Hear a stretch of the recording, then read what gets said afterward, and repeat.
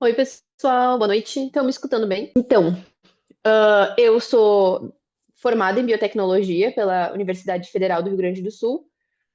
Fiz um doutorado ali também, então eu sou doutora em biologia celular e molecular. E em 2022, durante meu doutorado, eu fui selecionada como uma dos líderes do amanhã pela Global Biotech Revolution e participei do Gap Summit, e é por isso que eu fui chamada aqui para essa conversa. Em 2021 também eu fui chamada pela All Biotech como um dos 6 jovens líderes da biotecnologia da América Latina. Então, pessoal, sejam bem-vindos. Hoje eu vou entrevistar a Isabela. Ela é formada em Relações Internacionais pela IBMEC, em Minas Gerais, e ela tem um MBA em Private Equity e Venture Capital pela FGV. E hoje em dia ela é gerente de operações e parcerias na Biominas, e ela já acelerou mais de 60 projetos e startups. Então ela tem uma baita de uma experiência na nossa área, né, lá na Biominas. E a ideia é que a gente troque uma conversa sobre, para expandir vocês assim para esse lado um pouquinho mais empresarial, soft skills. Eu vou abrir um pouquinho para Isa falar um pouco mais sobre ela antes da gente começar. Isa, seja bem-vinda. Obrigada, Luísa. Boa noite a todos. É um prazer falar com vocês. A Biominas é uma parceira de longa data do Profissão Biotech e a gente acredita muito na importância desses encontros e de poder estar conversando aí com alunos desde a graduação sobre biotecnologia, sobre inovação. Então é um prazer estar aqui. Acho que a Luísa já fez um bom resumo, né? Tem 8 anos que eu trabalho no Biominas, então eu brinco que por 15 minutos eu consigo fingir que eu sou uma bióloga com qualquer pessoa, depois de 15 minutos já fica um pouco difícil, mas tenho conhecido aí diversas startups e pesquisadores que trabalham com biotecnologia e outras áreas afins e a cada vez mais me apaixono por essa área. Então é um prazer aí falar com vocês e estou à disposição para qualquer dúvida e interação. Ah, perfeito, Isa. A minha primeira pergunta, e acho que é a primeira pergunta de todo mundo que está aqui na sala, é como é que uma formação em relações internacionais te levou até a biotecnologia? Como é que tu foi parar na Biominas?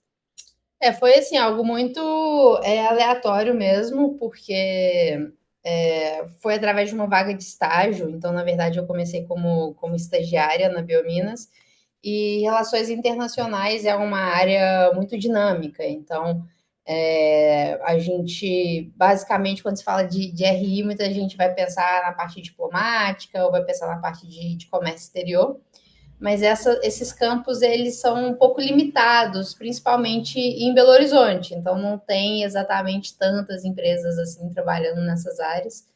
É muito normal as pessoas de RI saírem navegando por diversas outras áreas do mercado. E aí, por coincidência, eu fui fazer um estágio na Biominas em 2018, se eu não me engano. E aí a ideia era justamente apoiar negócios na parte, né, pequenas empresas na parte de negócios. Então, começou como um projeto que duraria 3 meses, então era uma contratação pontual para o desenvolvimento de um projeto específico em parceria com o Sebrae, mas foi tendo outras oportunidades e outros projetos ali dentro, e aí, consequentemente, também nesses 8 anos, outras oportunidades de vagas, oportunidades de crescimento, até eu chegar hoje nesse cargo de gerente de operações e parcerias. Então, hoje eu sou responsável por supervisionar todas as iniciativas que a Biominas conduz em termos de desenvolvimento de negócios, em termos também de infraestrutura, e pensando também na parceria que a gente possui com vários parceiros no Brasil todo, mas também parceiros globais. Então, eu acho que essa área de RI, por um lado, também ela comunica com biotecnologia, porque quando a gente fala de negócios baseados em biotech, principalmente na área que a gente atua mais, que é a área de saúde, são muito globais. Então, você precisa estar muito atento ao que está acontecendo no mundo todo, as principais startups vão estar fora do Brasil, então entender o que está sendo desenvolvido lá fora, entender as principais tecnologias que estão emergindo, entender também quais são os principais políticas públicas e iniciativas que dão certo, né, em outros países, para a gente entender como que a gente pode trazer isso para dentro também do nosso país é um pouco do que une aí essas duas áreas no meu trabalho aí no dia a dia. Ah, legal. Então, até como tu já trouxe um pouco, né, da RI na biotech, da importância de ter uma noção do que está acontecendo no mundo, vem a minha segunda pergunta, assim, porque biotecnologia, ela até existe a nossa graduação em biotecnologia, mas ela é uma área que envolve diversas pessoas de diversos setores. E daí, como é que tu enxerga a importância dessa multidisciplinariedade e quanto isso complexifica ou facilita o setor, assim? Como é que abre espaço para carreiras não tradicionais na biotech? Não, perfeito. Luiz, antes de responder a sua pergunta, eu acho que é importante também a gente entender, e aí você, graduanda em biotech, sabe melhor que a biotecnologia, ela não, eu não vejo ela como um setor de mercado. Por quê? Porque ela é uma tecnologia, então é uma forma de se fazer algo, é uma forma de se chegar a um objetivo. Então, quando você usa uma rota biotecnológica para desenvolver um fármaco, eu sou do setor fármaco, eu não sou do setor de biotecnologia, mas eu tenho uma empresa que tem uma expertise em biotech e isso me traz produtos de maior qualidade ou produtos de maior valor agregado. E a mesma coisa para a área de agricultura, para a área de saúde animal, tudo que a gente for olhar nesse sentido, a gente está olhando numa aplicação. Então, a biotecnologia, ela é ciência aplicada na prática, né? Então, eu preciso aplicar isso dentro de um contexto. Então, eu vou aplicar a biotecnologia dentro de um mercado específico, dentro de alguma área de atuação em específico, e isso vai fazer com que eu tenha que entender qual que é o contexto em que essa biotecnologia está sendo aplicada. E o que eu estou trazendo de novo dentro desse cenário. Então, quando a gente fala, né, principalmente nessa área de saúde, quando se desenvolveu ali a primeira empresa de biotecnologia, né, que foi a Genentech, que fez ali a insulina recombinante pela primeira vez, aquilo abriu uma possibilidade de novas empresas e de aplicações para o setor da saúde que revolucionaram a indústria farmacêutica e a medicina desde então, né? Então, você acha que, se eu não me engano, ali década de 70, 80. Então, se a gente pegar um prazo muito curto para a gente pensar no tipo de coisa que hoje a gente consegue desenvolver nessa área.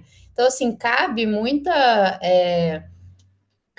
estudo e muita interdisponibilidade justamente para a gente entender como que a gente vai conseguir aplicar essas tecnologias dentro de um contexto, primeiro que é científico, mas que depois ele vai para um contexto comercial.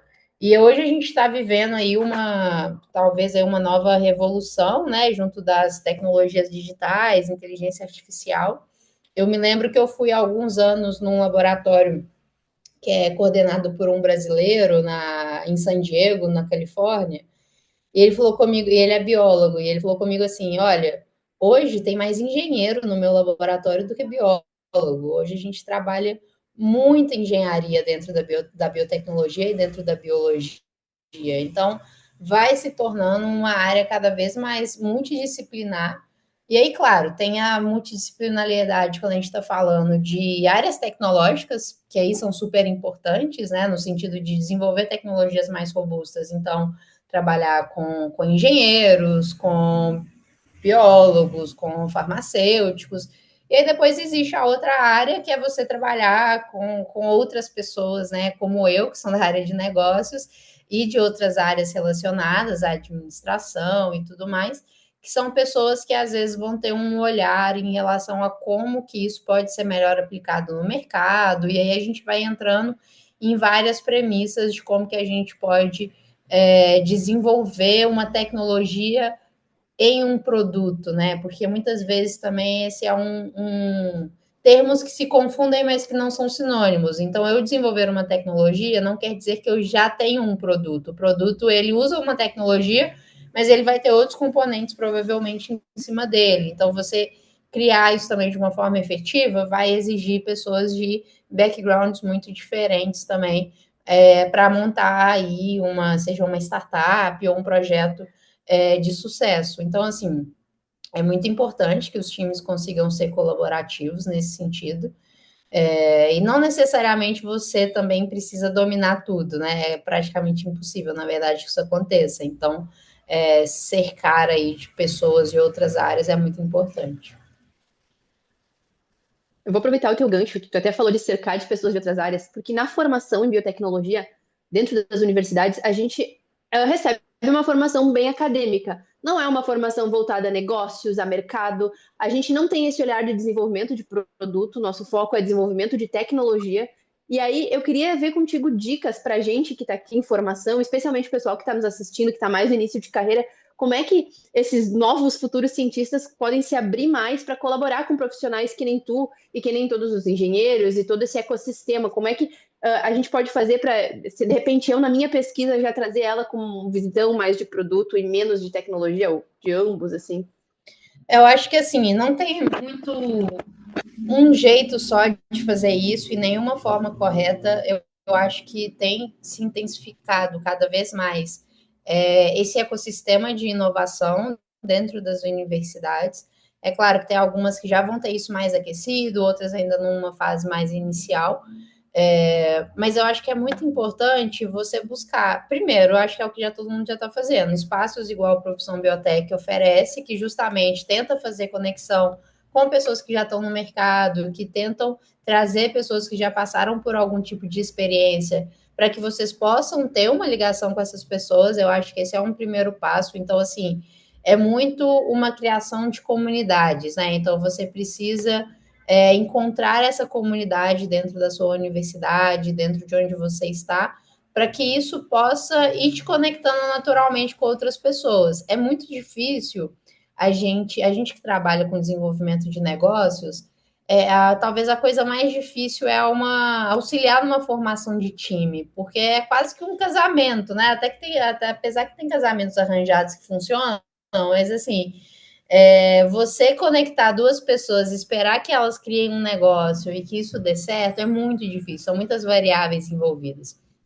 Então, você estar em ambientes que possam te proporcionar conhecer novas pessoas é muito importante. Então, e também acho que sai um pouco da zona de conforto. A maior parte das universidades tem empresas júnior da área de inovação ou na área de administração, por exemplo. Então, pode ser interessante conhecer, às vezes, trabalhar um pouco dentro dessas instituições para pegar um pouco dessa área de negócios. Então, eu acho que vai um pouco também sair um pouco dessa zona de conforto e dessa área que é muito acadêmica mesmo.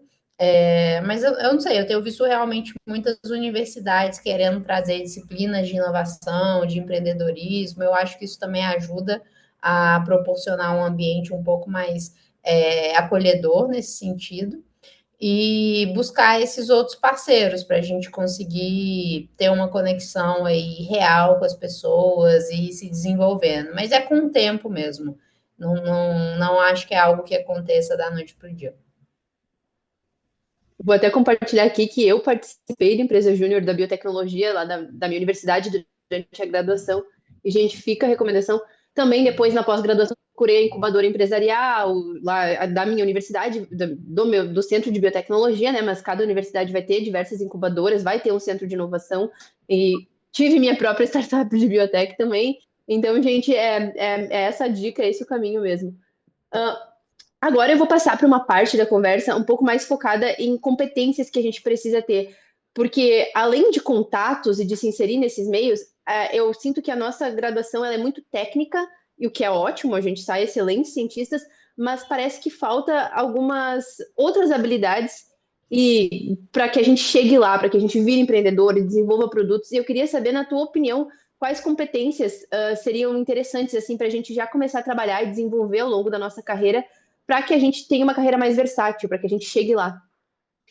Ótimo. Eu acho assim, eu queria começar falando que eu não acho que se você é um grande cientista e você acredita que o seu lugar é na bancada mesmo, que você tenha que sair da bancada. Eu acho que muitas vezes se confunde quando a gente fala de inovação e de empreendedorismo, no sentido de que todos os pesquisadores eles precisam virar empresários e precisam ter suas startups e virarem CEOs.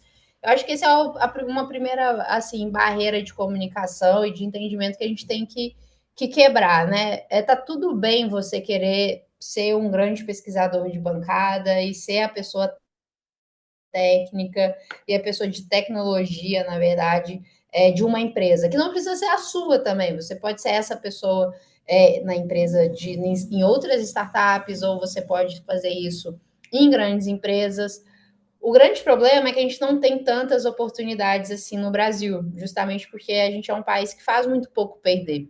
Então, como a gente faz pouco P&D, e o nosso P&D ele é muito ainda terceirizado dentro da academia, e você sabe muito bem como que funciona toda a dinâmica de bolsas e de poder ter, de fato, uma carreira dentro do setor acadêmico e de uma área de P&D mais tradicional, isso acaba fazendo essa distorção em que as startups muitas vezes nascem não pelo desejo tão genuíno assim de se ter uma startup, mas como uma alternativa a continuar desenvolvendo uma tecnologia, mas fazer isso num campo privado por uma falta de oportunidade ou de garantia de conseguir fazer isso de uma forma dentro da academia.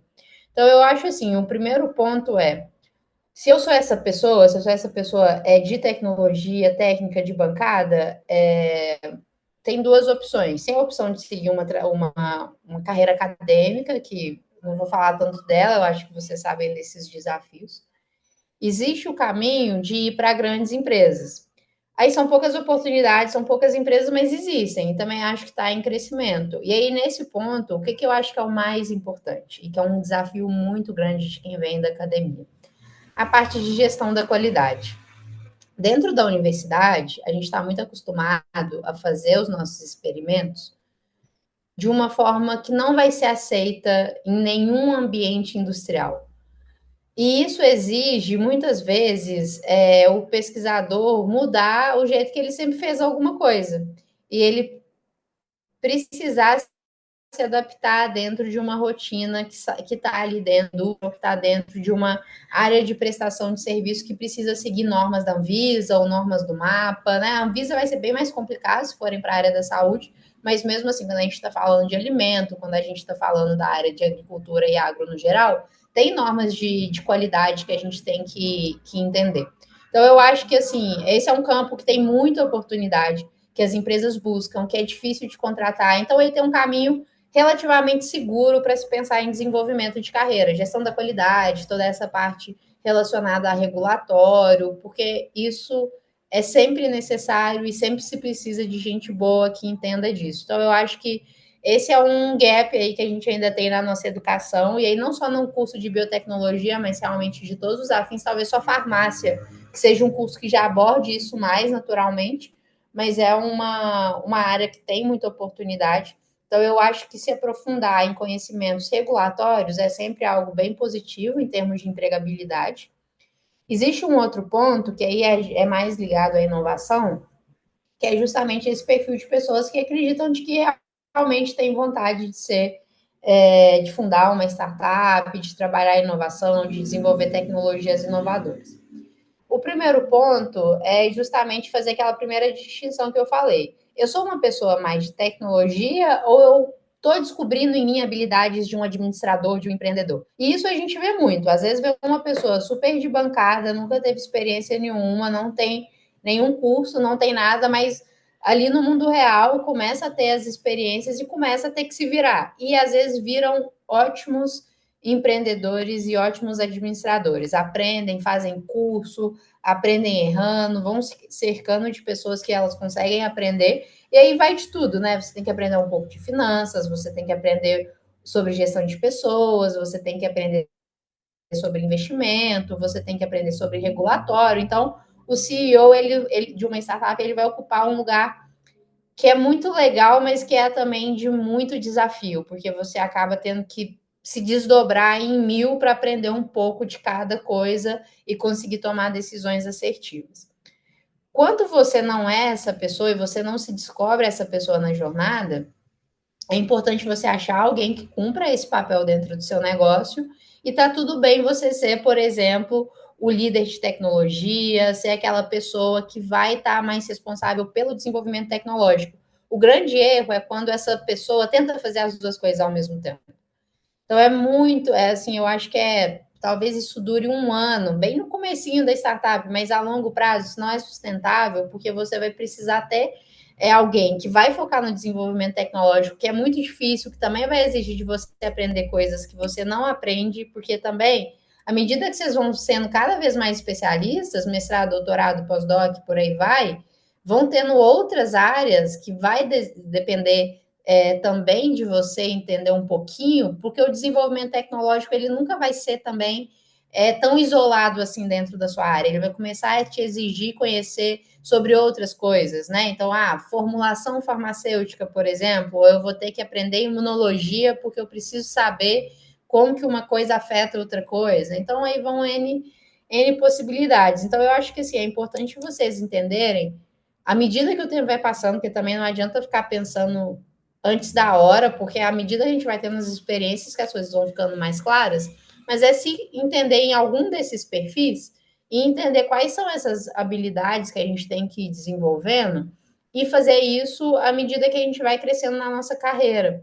Porque se a gente começar a fazer um tanto de curso de uma vez, eu tenho que ser bom de oratória, eu tenho que aprender não sei o quê, a gente fica meio frustrado também, porque nem sempre são coisas que a gente gosta ou coisas que a gente se sente bem fazendo, né? Então eu acho que são campos infinitos para se aprimorar. Então, entender melhor onde você se encaixa para escolher bem esses caminhos de soft skills e também de outras hard skills que vocês têm que vincular ao trabalho de vocês é muito importante. Ah, bem bacana. E tem muitas habilidades que a gente já naturalmente desenvolve na academia, que são muito valorizadas no mercado, mas a gente não sabe porque a gente está isolado dele. E eu queria, se tu pudesse citar alguns exemplos, assim, desse tipo de habilidade que são invisíveis, que a gente nem percebe que a gente tem, mas que a gente já naturalmente sai preparado para isso. Não, ótimo. E eu acho assim, eu sempre falo com os empreendedores que a gente trabalha, eu sempre falo, é muito mais fácil você aprender o que eu faço do que eu aprender o que você faz. Eu aprender o que você faz vai me exigir um conhecimento que eu não acho que é para mim, e segundo, que muito mais anos de pesquisa e de estudo do que é aprender a área de inovação e a área de empreendedorismo, e vamos chamar de administração, o que envolve aí, em grande parte, o que é desenvolver uma empresa e desenvolver um negócio. Então, eu acho que o skill set, né, igual a gente fala, assim, as ferramentas que uma pessoa que vem do setor de biotecnologia e que vem de um setor acadêmico tem, que são muito úteis. Primeiro, é a capacidade e o que vocês aprendem no sentido de destrinchar um problema. Então, o método de pensar científico, que é muito bem ensinado dentro da universidade, ele é muito útil num negócio porque ajuda a gente a racionalizar quais são as raízes dos problemas e quais são as possibilidades de caminho que eu posso seguir a partir disso.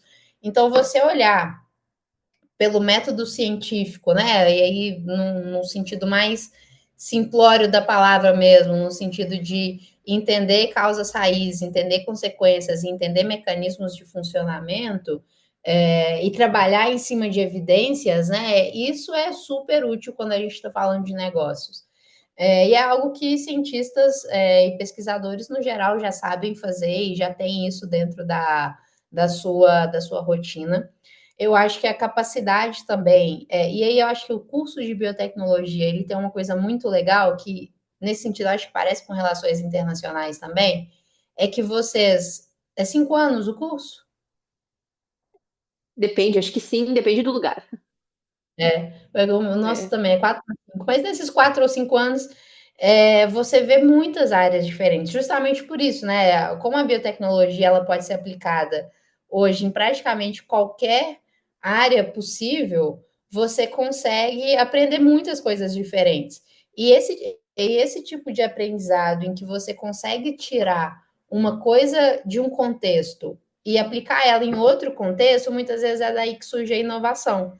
Então, se uma coisa funciona, por exemplo, hoje para o setor de biotecnologia industrial, dentro de fábrica, por que essa premissa não pode funcionar também dentro de agro? Então, eu acho que esse pensamento crítico também é algo muito natural de quem faz biotecnologia, e eu acho que isso é muito útil também dentro do cenário empresarial. Então, eu acho que, assim, esses são os principais ativos que vocês têm, independente de qual área forem atuar.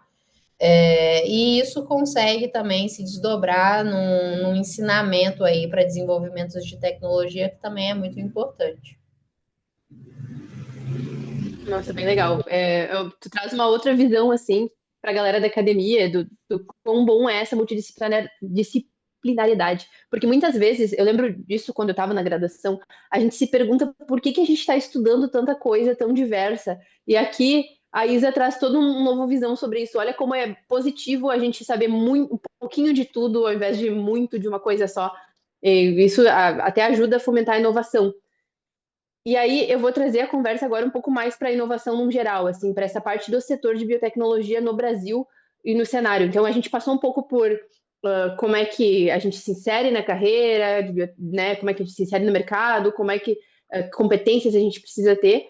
Então agora a gente precisa entender como é que está o panorama, até para a gente se preparar para isso.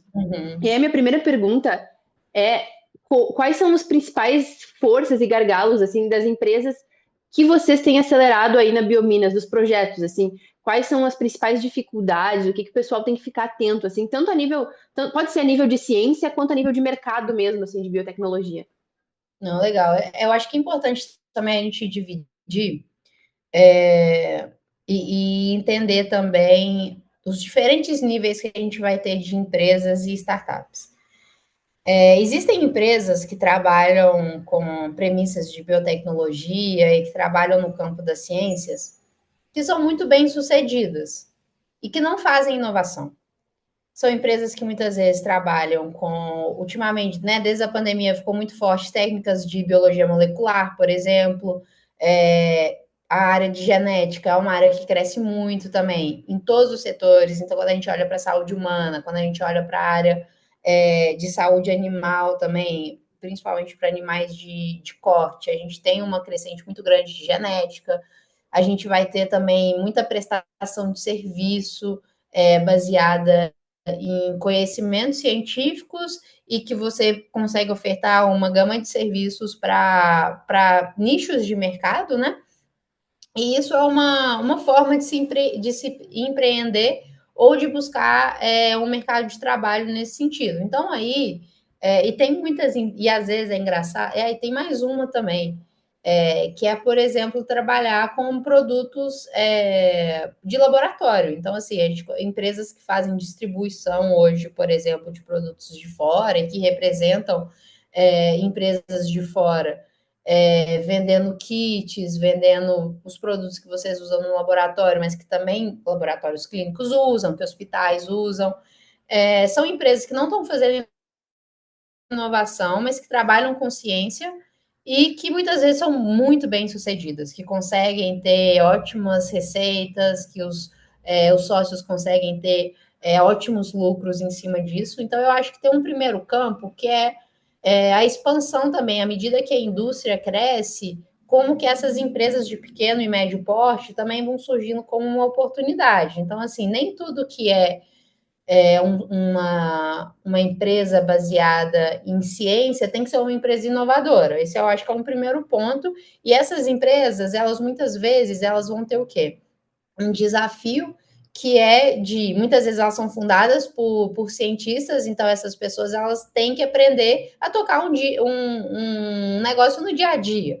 Então aí você vai tendo desafios e as pessoas vão aprendendo a fazer isso. A gente tem casos muito legais que estão dentro da Biominas, hoje tem a Síntese Biotecnologia, por exemplo, que é uma empresa assim de distribuição, que eu acho que eles têm mais de 15 anos e agora eles estão começando a desenvolver os produtos próprios deles. Então, assim, são coisas que elas vão acontecendo realmente aos poucos e aí algumas pessoas vão virando mais técnicos, né, dentro dessas empresas e outras pessoas vão virando mais de negócios e isso vai tendo esse desdobramento. Então, eu acho que às vezes o desafio é esse, é conseguir tocar um negócio que é ali do dia a dia.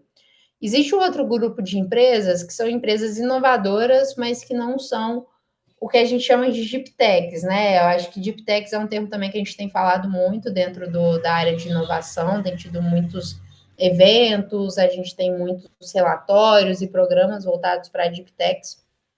Eu sou um pouco mais conservadora nesse sentido, para mim, Não que não possa ter essas coisas, mas eu gosto de separar muito bem o conceito de deep techs de uma startup inovadora. Então, por exemplo, eu fazer hoje um carticel ou eu fazer uma tecnologia que é super inovadora, que às vezes não tem ninguém fazendo no Brasil, não necessariamente faz de mim uma deep tech, porque isso é uma tecnologia já validada, eu já sei que ela funciona, a gente já sabe como que ela pode ser implementada. Existem ainda dúvidas da eficácia daquilo, se aquilo realmente entrega o que promete, mas a tecnologia já existe e ela, de certa forma, é um consenso do ponto de vista tecnológico, não necessariamente de um ponto de vista na aplicação dela. E essas empresas, elas têm muitos desafios, porque elas precisam levantar muito dinheiro e elas precisam fazer o desenvolvimento, ela precisa começar o desenvolvimento dela nesses moldes muito diferentes dos moldes acadêmicos. Então, a gente vai falar muito aqui, de novo, dessa parte de gestão da qualidade, de como que a gente tem que fazer os nossos testes seguindo as recomendações, né? Então, hoje o Brasil, por exemplo, ele é membro, né? Ele segue as diretrizes da OCDE, né? Da Organização de... Não, agora eu já... o Relações Internacionais tá ruim, eu já esqueci a sigla, mas, bom, é uma organização que une vários países, todos os países desenvolvidos estão lá dentro, e eles criam normas para que, não só nesse caso específico para a tecnologia, eles criam normas para todos seguirem o mesmo padrão de qualidade, mesmas normas científicas, para que a gente tenha confiança de que uma pesquisa que é feita no Japão, ela está seguindo mais ou menos os mesmos critérios de uma pesquisa que eu faria aqui no Brasil. Então, conhecer essas coisas acaba sendo mais difícil, e fazer essa virada do modo como eu pesquiso na academia para o modo empresarial, para o modo de gerar um produto de fato, isso é muito difícil. E eu acho que essa é a dor que eu sinto mais por atuar muito no setor da saúde. Eu acredito que quem trabalha com a parte de agro, quem trabalha com a parte de biotecnologia industrial, vão ter outros desafios, mas eu acredito que, de certa forma, eles vão estar sempre também correlacionados a você fazer essa transição de um método muito acadêmico para um método de empresa, né? E isso são barreiras que em outros países já foram meio que superadas, assim, países que já conseguem ter um rigor dentro da academia um pouquinho mais alto do que a gente tem hoje e que facilita essa transição de uma coisa para outra.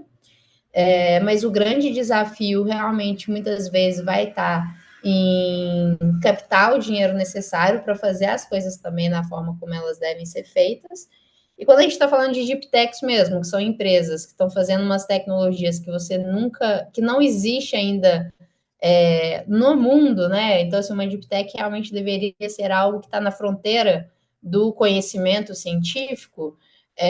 Aí sim a gente tem muitos desafios, porque a gente vai estar trabalhando uma empresa que ela não só um empreendedor, ele tem um desafio muito grande tecnológico e científico, porque ele precisa validar uma hipótese que nunca foi validada ainda, e ao mesmo tempo ele tem que conduzir um negócio, então ele vai acabar tendo não só que captar muito mais dinheiro, mas ele vai ter que fazer com que muita gente acredite no que o que ele está fazendo pode de fato funcionar.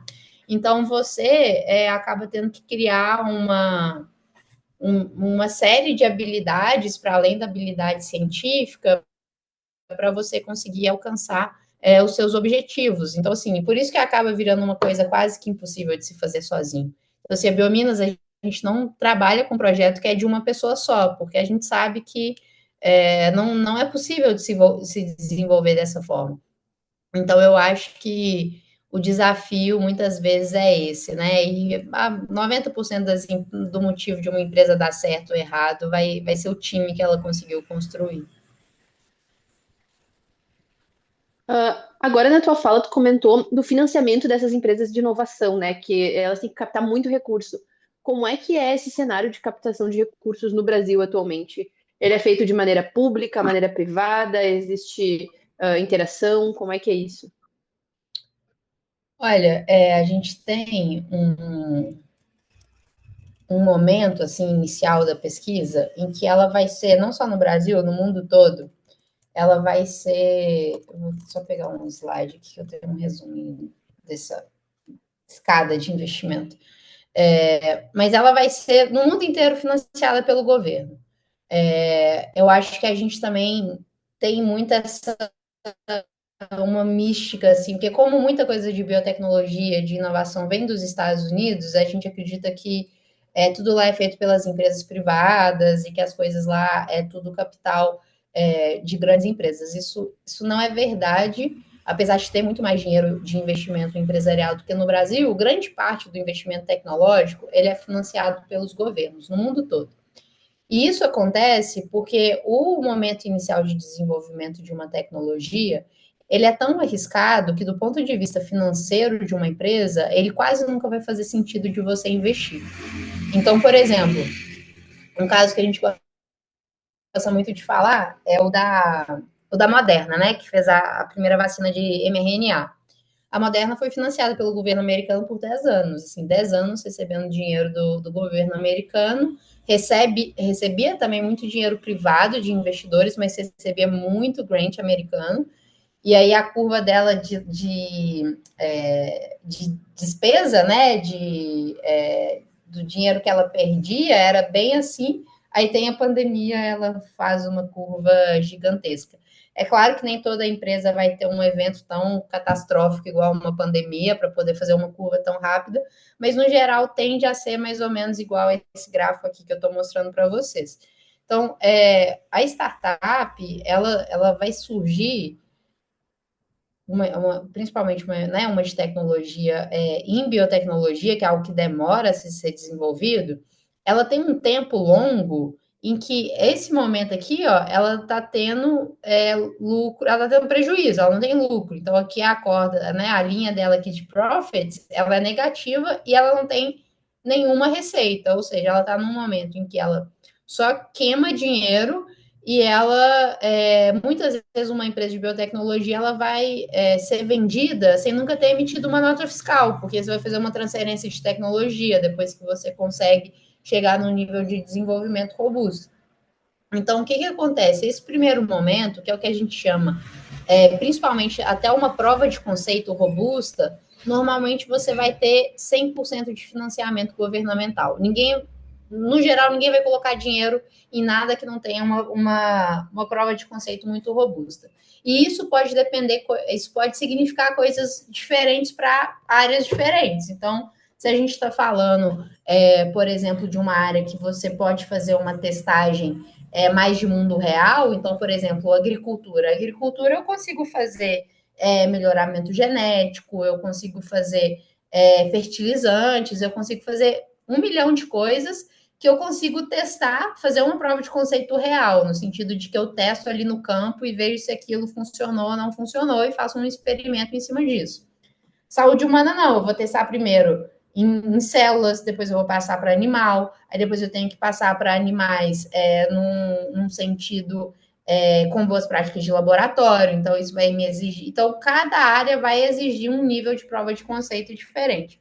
Mas, no geral, isso é financiado pelo governo. No Brasil, a gente vai ter a FINEP, o CNPq e as FAPs. E hoje existem nuances de você fazer de cada forma. Então, por exemplo, se você já abre a sua startup, você está captando dinheiro público como uma empresa privada. Se você está dentro da academia ainda, você está captando como a sua ICT, como a sua instituição de ciência e tecnologia. Tem coisas positivas e negativas em ambos os lados, mas hoje é mais vantajoso você abrir a sua startup e captar um recurso com o seu CNPJ, e em momentos estratégicos você faz uma aliança, alguma parceria com uma universidade quando você vai fazer uma captação, por exemplo, como uma ICT. Então, esse é grande parte desse momento aqui para uma biotech, metade dele aqui pode considerar que vai ser investimento público. Depois a gente vem para os fundos que a gente chama de pré-seed, né, que é um capital pré-semente, no sentido de que são muitas vezes aceleradoras, incubadoras, programas de desenvolvimento de negócios que vão colocar muitas vezes pouquinho dinheiro, às vezes coloca 100 mil, 200 mil reais, que é muito pouco quando a gente fala de desenvolvimento de negócio, mas já dá ali, às vezes, um dinheiro inicial para que alguém possa ser remunerado, ou para que possa comprar um equipamento, ou algo assim. Depois a gente vem para o capital seed, né, que é o capital semente, que aí a gente já está falando, às vezes, de 500 mil, 1 milhão, 5 milhões, também não existe uma regra definitiva de valores. E o que a Biominas tem 35 anos, né? E o que o Eduardo, nosso presidente, que já é presidente há 22 anos, fala é que quando a Biominas fez um primeiro programa de investimento lá em 2001, a Biominas fazia isso aqui, ó, fazia o seed e o Série A. O Série A é um pouquinho mais de dinheiro. E as empresas que foram vendidas para uma empresa maior deram certo, mas as que tentaram se desenvolver sozinha deram errado, por quê? Na época, em 2001, quando eu investia no CID, eu não tinha um próximo investidor que podia fazer esses investimentos maiores. Então, um investidor, ele fica também sem saída, né? O investidor, quando ele coloca o dinheiro, ele está esperando daqui 5, 10 anos receber mais, né? Receber o retorno dele. Só que ele precisa que venha todo um ecossistema de investimento junto, porque só o dinheiro de um investimento, ele não funciona.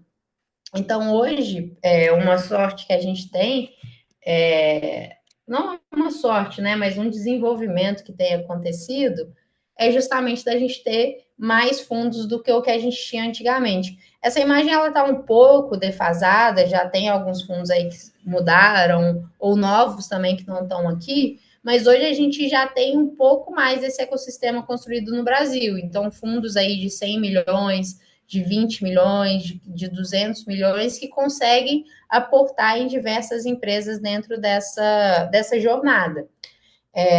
Só que ainda é muito pouco. Então, assim, eu falar um fundo, por exemplo, de 100 milhões de dólares, é muito dinheiro para nós, pobres mortais, mas para fazer um investimento de risco, eu vou investir se eu for investir numa área mais tecnológica, ainda é pouco dinheiro, porque eu preciso de vários outros fundos de 100 milhões, de 200 milhões, de bilhões, né, igual a gente vê fora do Brasil, para diluir o risco e essas tecnologias serem desenvolvidas. Então, assim, desculpa aqui a pequena aula, mas eu acho que esse é um tema super importante, porque a gente entender como que está o cenário e a disponibilidade de dinheiro também dita as nossas oportunidades. Muita empresa boa pode não dar certo porque o cenário não era o cenário interessante. Então, assim, o que a gente está vendo muito hoje também são empresas mais robustas e que conseguiram fazer seus primeiros investimentos indo para outros países. Então, abrindo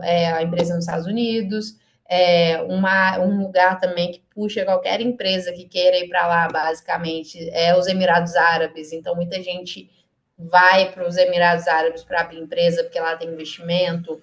Hong Kong, a China, Singapura. Então, assim, muita gente, às vezes, por falta desse capital interno, vai para fora, né? Então, são alguns desafios que a gente tem, mas o cenário a cada ano está sendo mais otimista.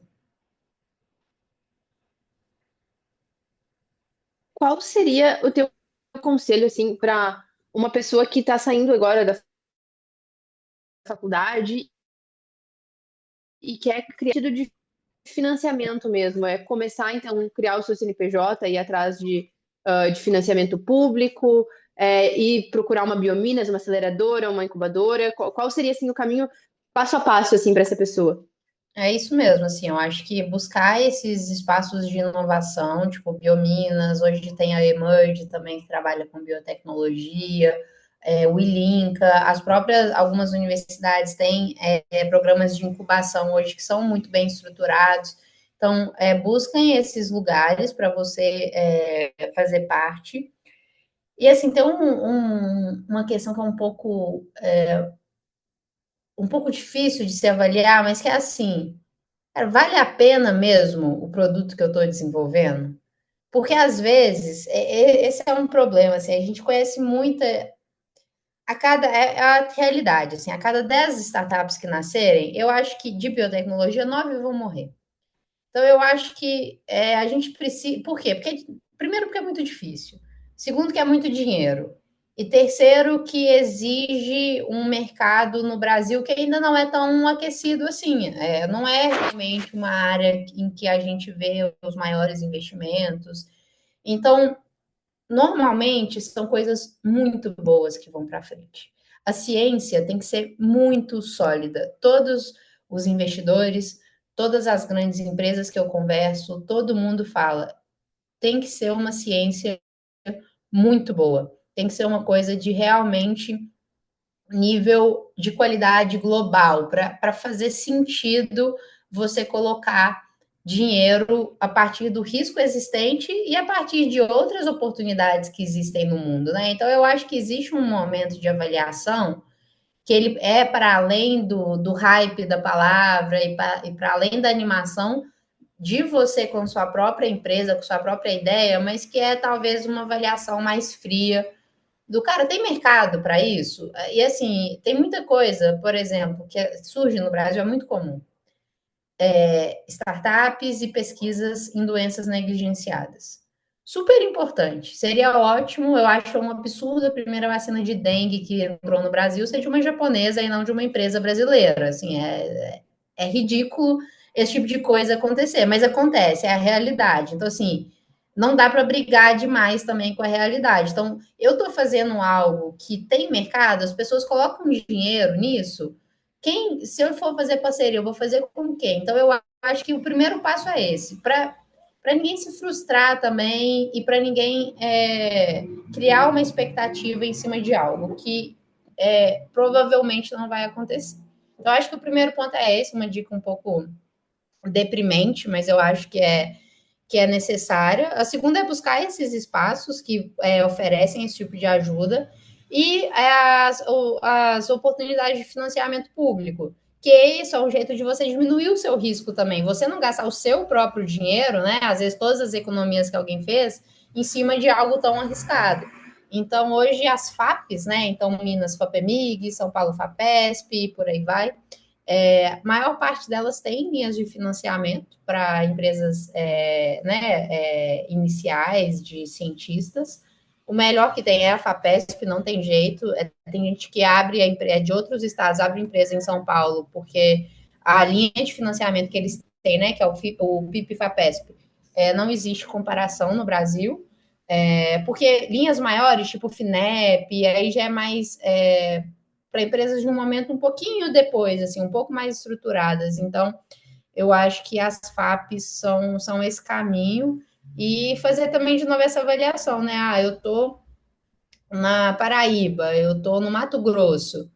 Eu tenho condição de abrir uma empresa, talvez, em São Paulo? Eu tenho alguém que eu conheço em São Paulo, aí eu já tá gravando, né? Mas enfim, tem gente, não estou dando uma dica, mas tem gente que usa endereço de outras pessoas e mora em outro estado, mas tem a empresa, cadastra a empresa lá em São Paulo, porque vai conseguir ter oportunidade de financiamento público. Então, eu acho que aí vai um primeiro momento, você consegue captar uns R$ 500 mil, e isso já te ajuda aí por 2 anos, ver se aquilo vai para frente mesmo, né? São ótimas dicas, inclusive dicas que eu gostaria de ter ouvido quando eu estava lá começando. Agora que a gente já deu uma deprimida aqui no assunto, vamos fazer um exercício de futuro. Quais são as principais tendências que o pessoal tem que ficar ligado agora, especialmente a galera que está saindo quente da academia, tanto em oportunidade de mercado, não só para abrir startup, mas para ser contratado numa startup ou numa empresa que está chegando, assim? Quais são as principais tendências que tu vê agora, até aí dentro da Biominas ou no exterior? Olha, eu acho que vou falar em termos mais gerais, mas eu acho que tem muita oportunidade. Eu acho que tá vindo. Já tem um tempo que é a onda dos bioinformatas, mas eu acho que agora vai vir muito forte também com a inteligência artificial. Então, assim, porque o cara que é o cientista de dados ou que é a pessoa de tecnologia para IA, ele consegue modelar coisas, mas ele não consegue analisar quando a gente está falando dos setores biológicos, né?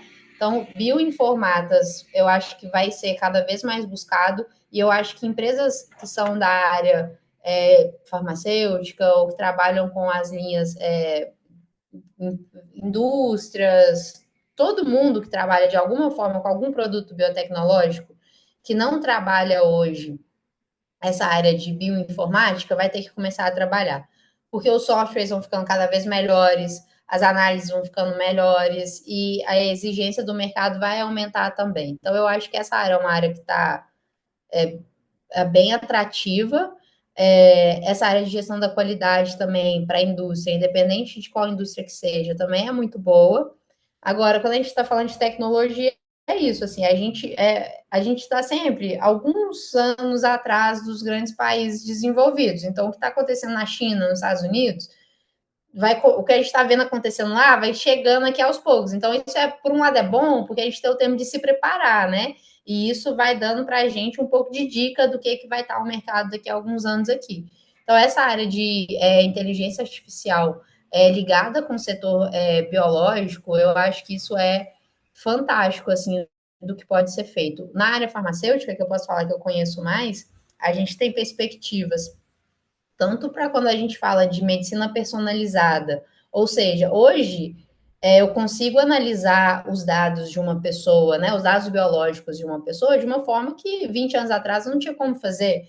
Então, essas análises de dados e você conseguir criar inteligência em cima dela é muito interessante. Eu acho que tem muito caminho para inovação aí e as empresas vão precisar desses profissionais.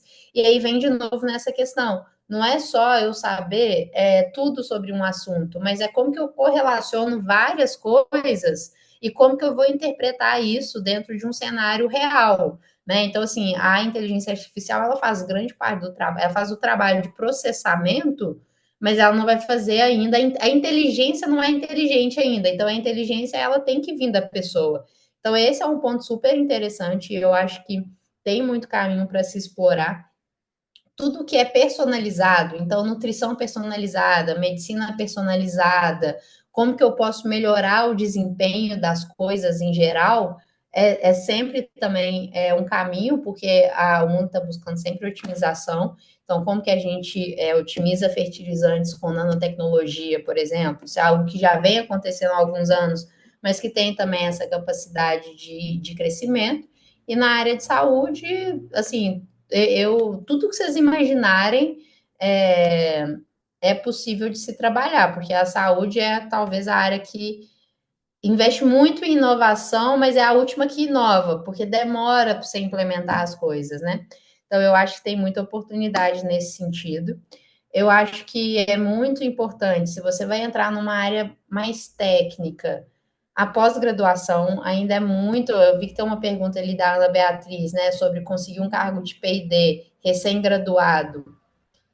Eu acho que não vou falar que é impossível, mas tem uma dificuldade. Eu acho que, como a gente tem pós-graduações que são muito boas e que tem pessoas pós-graduandas que ainda têm dificuldade de se alocar no mercado, é mais competitivo, às vezes, para a empresa contratar um pós-graduando do que um graduando. Agora, um graduando que tem experiência real às vezes tem uma chance melhor do que um pós-graduando que não teve uma experiência real. O que eu estou chamando de experiência real? Às vezes é a experiência numa indústria, às vezes é a experiência numa fábrica, é uma experiência dentro de uma área em que você precisa de alguém para operacionalizar.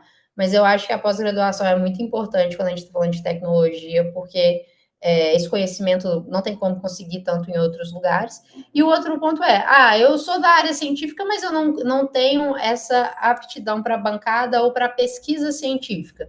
Aí eu acho que vem pós-graduações que são muito boas, tipo essa área de gestão da qualidade, que eu falei 1000 vezes aqui, mas que eu acho que é uma grande oportunidade também, que é uma pós-graduação, você consegue fazer enquanto trabalha, não exige tanto igual um mestrado e um doutorado vai exigir. Então, trabalhar pós-graduações que tem essa empregabilidade é legal também. Tem sempre a área de estética aí para quem gosta também, que nunca vai acabar também. Então, eu acho que vai depender muito da área, mas eu acredito que só a graduação, ela complicado, assim. Eu acho que o mercado ele é competitivo e que exige um pouco. Não precisa ser logo assim que você forma, você fazer uma pós, mas às vezes é importante fazer. E aí é isso. Se você está mais para o lado científico, faz mestrado.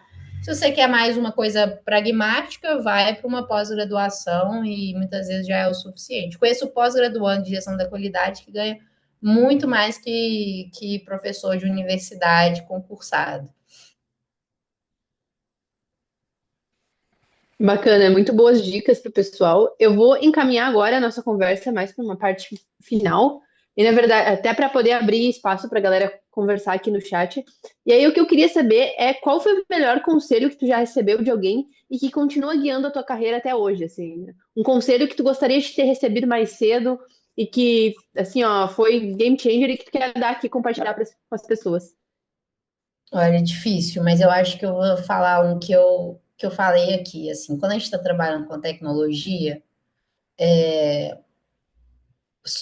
busque só o que é excelência científica, sabe? Não tem muito atalho nessa área, assim, e eu acho que é isso que faz ela tão apaixonante também, até para mim que não sou da área. Você precisa chegar num nível de excelência científica e de um nível de conhecimento para você fazer uma coisa, quando você quer trabalhar com inovação mesmo, assim, que você fala assim, poxa, eu quero desenvolver uma coisa que não existe ainda, ou eu quero fazer um fármaco, ou eu quero descobrir uma coisa aqui que eu tenho certeza que funciona para alguma coisa.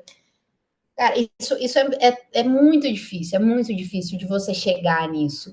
E é muito apaixonante também por isso, porque você vai te levando num nível de excelência e você vai tendo que descobrir coisas que não foram descobertas ainda. E eu acho que buscar isso é muito importante, sabe? Quando a gente está falando de inovação. Então, eu acho que não dá para a gente pensar em inovação, principalmente no Brasil, sem pensar nisso, sabe? Sem pensar que tem que ser algo extraordinário mesmo e que você consiga levar isso adiante. Então, eu acho que para você fazer isso, às vezes não vai ser na primeira tentativa, às vezes, e principalmente vocês que estão saindo da graduação, as principais, em biotecnologia, gente, as principais empresas, a média de idade dos founders é mais de 40 anos. Então, assim, não é uma coisa que vocês vão sair da graduação. A chance de vocês saírem na graduação, ter uma ideia genial, abrir uma empresa e ficar milionário, eu não vou falar que é zero, mas é quase zero. Então, exige é, esse aprofundamento no conhecimento, exige buscar por uma excelência e que não vai ser de primeira. E tudo bem também, faz uma empresa, às vezes ela vai dar errado, né? Sempre ficar atento a o que você está comprometendo também da sua vida pessoal e de você, porque também não é a custo de tudo. Então, assim, ter um pouco dessa inteligência emocional também é muito difícil, mas é necessário. Mas é isso, sabe? Assim, eu acho que é tentativas e erros, é conhecendo mais. E se não é uma boa ideia, se você descobriu depois que não era uma boa ideia, ou que às vezes era uma boa ideia, mas que a ciência ainda não chegou lá, tudo bem desistir, sabe? Tudo bem partir para outra. Eu acho que a obsessão também com o resultado ela é muito tênue, né? Às vezes ela te leva muito longe, mas às vezes ela te leva para o buraco também. Então, eu acho que é importante fazer essas reflexões sempre que vocês forem ter uma empresa, né, uma startup da área de inovação. Agora, se vocês acharem uma área que tem muita demanda, que exige ciência, que não é todo mundo consegue fazer, mas que dá muito dinheiro, nossa, aí arrebenta. Às vezes eu fico até pensando de parar de trabalhar com inovação e trabalhar com coisas menos inovadoras, mas que dão resultado mais rápido. Mas eu acho que chega um pouco de ser paixão mesmo e um pouco irracional, que a gente quer perseguir algo que ainda não foi feito. É do perfil, né? Do pessoal da academia, né? Inovar, trazer coisa nova, descoberta científica. Isa, a conversa foi ótima, eu aprendi muito, espero que todo mundo que esteja aqui também tenha aprendido muito. Eu quero, antes de abrir para o chat, eu quero saber se tem mais alguma coisa que tu quer compartilhar com a gente, ou deixar, sei lá, informações de contato. Fica bem. Vou deixar meu e-mail aqui, quem quiser conhecer mais a Biominas, quem tiver uma ideia também, que quiser discutir, a gente está à disposição. E se tiver mais alguma dúvida também, a gente conversa aí nesses minutinhos finais.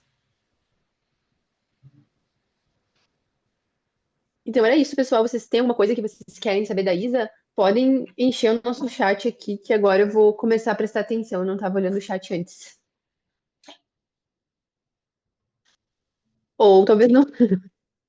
Podem ligar a câmera também. A Duda falou que o pessoal liga a câmera, interage. Podem ligar a câmera, podem abrir o áudio. Podem levantar Agora é o momento. também. Luiz, a gente tem algumas perguntas no chat da Maria Eduarda. Ela está compartilhando uma experiência. Não sei se você quer ler, eu posso ler também. Pode ler, vai conduzindo aqui. Tá bom. Então, a Maria Eduarda, né, lá no início da sessão, ela falou: uma experiência minha. 4 meses depois de formada, é, em biotech, consegui emprego na Sunvet, empresa multinacional de vacina animal. Inclusive, trabalhei é, com diversas pessoas da minha turma, porque nessa filial que tinha na minha cidade só contratam pessoas que fizeram o TEC em biotecnologia no Senai, porque acredito na experiência e conhecimento desse. Então, era legal saber que todos os locais, que todos no local formaram no mesmo curso, mesma instituição e até polo, porque apenas um Senai da cidade tinha esse curso. No caso, antes, né, ela tinha compartilhado que é formada como técnica em biotecnologia pelo Senai. O pessoal já menospreza a graduação, imagino que eu tenho, eu que tenho técnico. Eu acho que só foi o que eu... Pode falar, Eu Isabel. acho que a formação técnica ela é super relevante porque o técnico muitas vezes ele é quem consegue dar a vida para os processos que um cientista não seria capaz de fazer, assim, justamente pelo tipo é, de trabalho, né? São trabalhos diferentes e também pela própria experiência e mentalidade que cada área vai se desenvolvendo. É claro que assim, né? A gente tem uma subvalorização da profissão porque o mercado ele ainda é muito imaturo e são poucas empresas, né? Então, assim, mas a empresa que se constrói e que faz isso, trazendo os técnicos formados e que trazem as pessoas para dentro, ela tem muito mais chance de sucesso do que uma empresa que não faz isso, né? Então, assim, eu sei que existem entre os cursos de graduação, o Relações Internacionais também era sempre o zoado, era sempre o que não ia ter emprego, que ia ficar todo mundo sem fazer nada. Então, a gente tem que deixar isso de lado também, fazer o que a gente acha que tem que fazer, que fazendo bem feito sempre tem algum lugar. Mais alguma pergunta, gente? Pode levantar a mãozinha para abrir a câmera ou manda pelo chat. Enquanto isso, eu tenho uma pergunta, é, acompanhando, né, essa parte de empreendedorismo, startup. Eu sou da academia, então nunca empreendi, nunca tentei nada. Mas eu vejo muitas experiências no sentido de as pessoas fazerem mais de uma startup e venderem para grandes empresas. E aí eu queria saber um pouquinho mais dessa dinâmica, como é que funciona. Porque, nossa, tem gente que já criou 5 startups, mas cadê? Tipo, foram vendidas. E aí eu queria saber um pouquinho dessa dinâmica. Normalmente, as empresas de biotech, elas nascem para serem vendidas, assim, é muito... Igual eu dei o exemplo da Moderna. A Moderna, ela consegue ser uma empresa ainda por dois motivos. Um, porque teve a pandemia e aí aumentou muito o valor dela, mas o outro também é porque ela faz uma dinâmica em que ela nunca lança um produto sozinha. Então, as vacinas, tudo que ela faz ou está em desenvolvimento, ela está fazendo junto de uma grande farmacêutica. Então, isso no setor farmacêutico é quase que uma regra. Montar uma nova indústria é muito difícil. Então, assim, por exemplo, às vezes, uma empresa, você está sem dizer nomes, mas se uma indústria hoje que não trabalha com a área, por exemplo, de anticorpo monoclonal, que é uma área que tem né, biotecnologia, tem muito produto e é muito inovador ainda. Custa mais ou menos R$ 1 bilhão fazer a fábrica. E aí custa mais ou menos 250 milhões fazer as fases clínicas de um produto que é um biosimilar, que nem é um inovador ainda. Então, assim, são valores astronômicos. Então, normalmente, você vai chegar até uma fase de desenvolvimento, e aí você vende isso, você licencia isso para alguém, e aí sua startup deixa de existir. Então, por isso que a gente fala que muitas vezes a empresa de biotech, ela nunca vai emitir uma nota fiscal, porque ela nunca vai ver, ela só vai transferir a tecnologia, ou ela vende a empresa, tem uma coisa no Brasil que tem muita gente que vende empresa, mas vende a empresa por quase zero ou por quase nada. Isso também acontece muito. Então, às vezes, não é porque a pessoa vendeu uma empresa que ela está muito bem. Às vezes, as condições não são tão atraentes assim, isso é muito comum também. Mas esse é o ciclo, né? Se a gente vê o cara, por exemplo, que é o pesquisador acho que ele é do MIT, que é o grande do MIT, que é o grande cabeça por trás das vacinas de mRNA, o cara tem mais ou menos 20 produtos já licenciados na indústria. Então, tipo assim, é uma máquina. É tipo assim, o ideal seria que fosse isso. O ideal é o quê? A academia. Você está dentro de uma universidade de ponta, você descobre, você faz a parte de discovery, porque sempre vai ser na academia, muito difícil ser fora.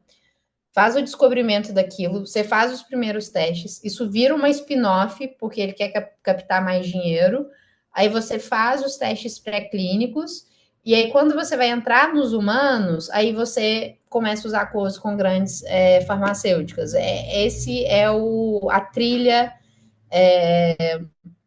trilha usual, assim, sabe?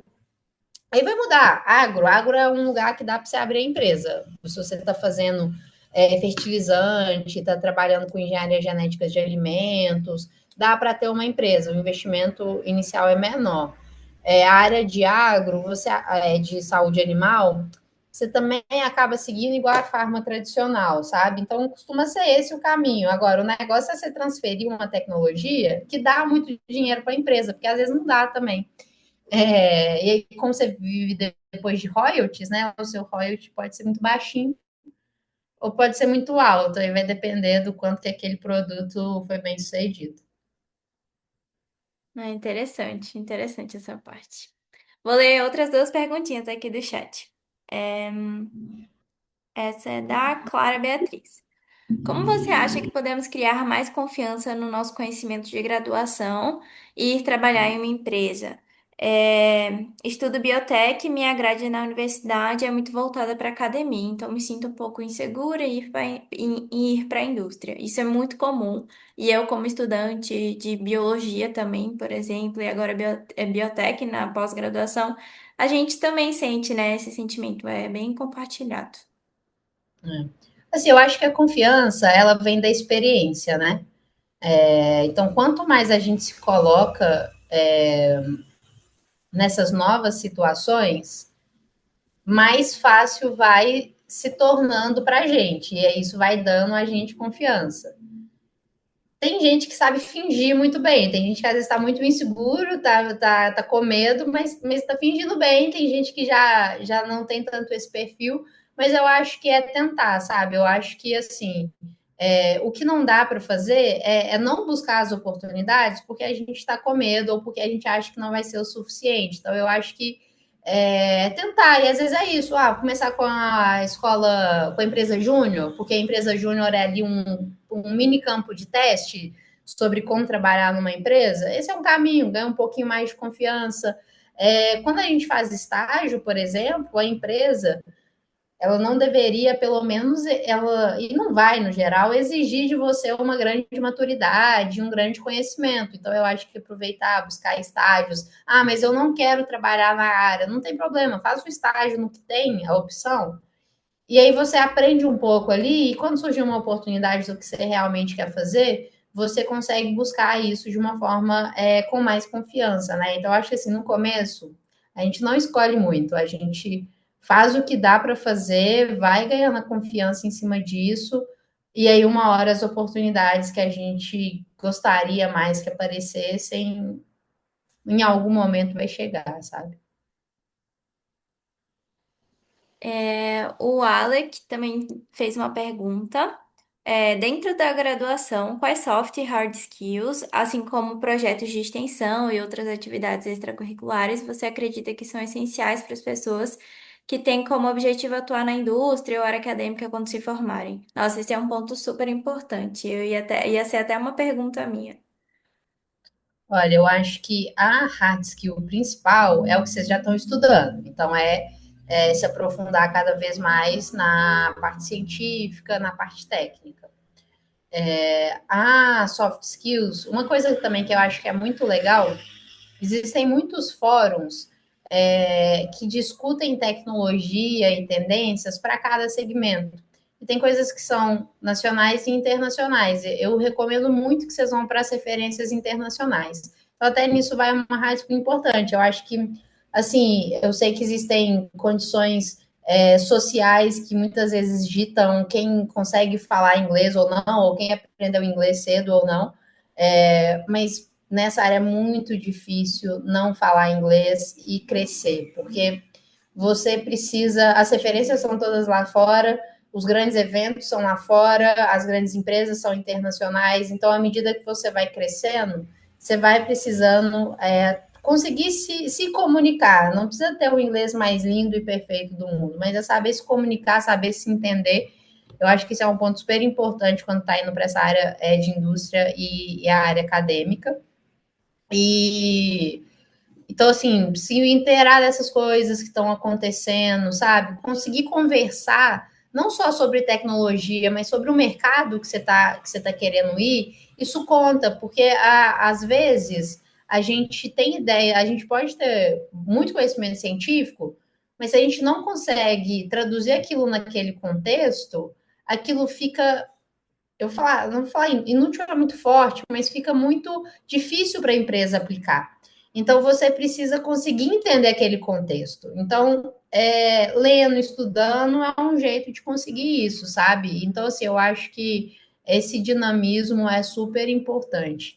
Mas a indústria acadêmica, a ciência vai ser sempre a base, assim, mestrado, doutorado, às vezes só um mestrado, mas um mestrado numa área interessante, conhecimento sobre o mercado. Aí eu acho que quando você vai para a indústria acaba se interessando também por esse perfil. Puxando um gancho do que... Aproveitar, deixa. Pode falar, Luísa. Desculpa, eu vou só aproveitar, deixa, porque a pessoa também perguntou que projetos de extensão e coisa assim. E eu acho, e agora eu vou dar uma dica que vale para quem tanto vai para academia quanto não. Até eu não me apresentei super direito no início, mas hoje em dia, apesar de eu fazer um pós-doc voluntário, desde 2023 eu não trabalho, eu não estou mais na academia, eu trabalho numa empresa que não é da área, inclusive de biotech. E o que eu quero dizer para vocês é que assim, façam a máxima de atividades extracurriculares que vocês puderem, porque é lá que vocês pegam o aprendizado na prática, tá?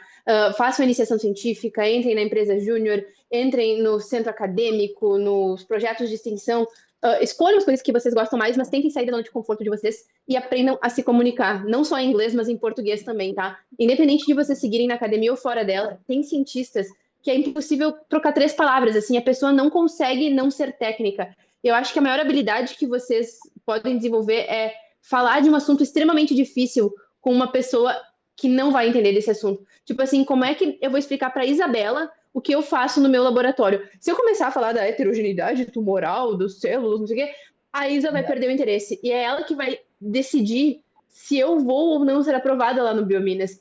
E o mesmo vale para um concurso de professor. Se eu começar a ser extremamente técnica, o cara que está me avaliando nem sempre vai ser da minha área, ele não vai entender do que eu estou falando. Então, eu acho que independente da área que vocês forem, aprendam a se comunicar, aprendam a falar com leigos, expliquem para a mãe de vocês a pesquisa de vocês, expliquem o TCC de vocês para o porteiro. De verdade, eu acho que assim, a habilidade que mais falta para gente cientista é a de falar direito. Eu acho que você matou, Luísa. Eu sempre falo isso mesmo, tipo, me explica. E aí, e é isso, assim, a gente precisa tangibilizar as coisas. E, ó, eu tenho 8 anos que eu trabalho nessa área. Eu acho que deve ser mais ou menos 50-50. 50% das pessoas que tomam decisão nas grandes empresas não são da área e 50 vão ser. Só que os 50 que são não conseguem ser especialistas em tudo. Então, às vezes, o cara fez o mestrado dele em Chagas e você está apresentando uma tecnologia oncológica e ele pode até entender, mas ele não vai saber todos os detalhes também. Então, até esse conceito de pessoa técnica não é tão técnico assim, porque né, é tão específico às vezes. Então, eu acho que Luísa falou tudo mesmo.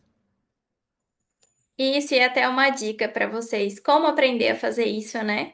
Existem projetos extracurriculares de divulgação científica, né? Como o Profissão Biotech, que é um dos parceiros aqui. Então, assim, se envolvam igual a Luísa o máximo que vocês puderem em extracurriculares. E puxando outra propaganda, entre aspas, o Global Biotech Revolution.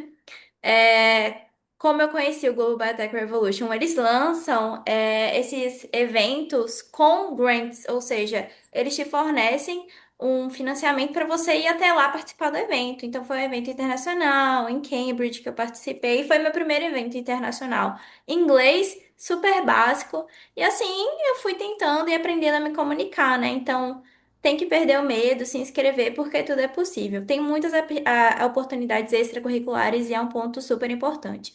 É, como a Luísa falou, a gente aprende, além do conceito da faculdade, né? A gente aprende muito de habilidades de soft skills nesses projetos extracurriculares. E de hard skills também, tá? Não menosprezem os projetos extracurriculares. Vocês vão aprender muita biotech lá na empresa Júnior, lá no Lab, lá no Profissão Biotech, no Global Biotech Revolution, vocês aprendem muito também. Então, não menosprezem as hard skills também vem dali, tá? E outras hard skills não necessariamente relacionadas à biotech, né? Às vezes leitura, escrita, coisas assim que também são habilidades técnicas, né? Que a gente precisa ter. É, isso mesmo, hard skills também.